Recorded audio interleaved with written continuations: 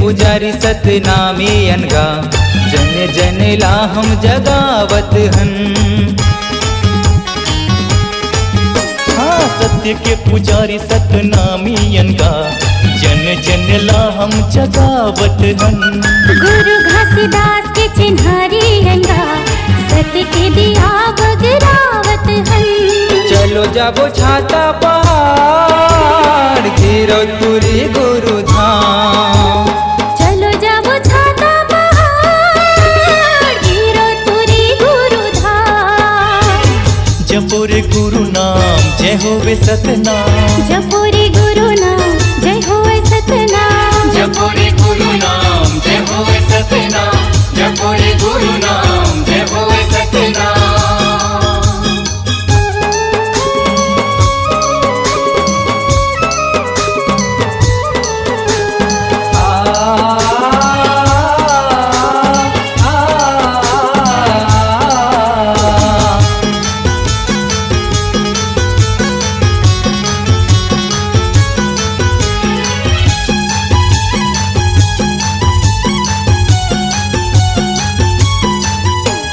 सत्य के बानाला ध्वजा पताकाला लहर लहर लहराना है। लहर लहर लहराना है।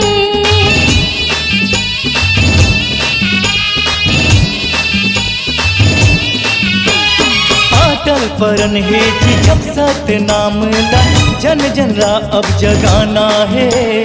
जन जन ला अब जगाना है। आओ सतनामी भाई आओ सतनामी दाई। आओ सतनामी भाई आओ सतनामी दाई। जपो रे गुरु नाम जय होवे सतनाम। जपो रे गुरु नाम जय होवे सतनाम। जपो रे गुरु नाम जय होवे सतनाम। जपो रे गुरु नाम जय होवे सतनाम।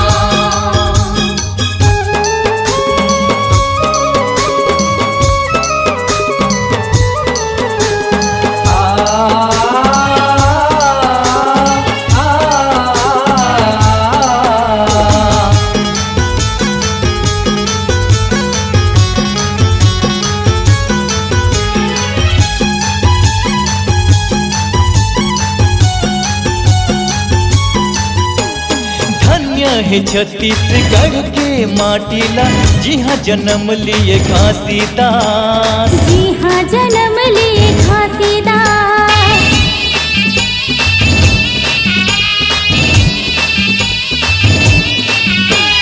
सत्य के सेवकारी धन्य है सतनामी जिन कुल मा करिन विश्वास। जिन कुल मा करिन विश्वास।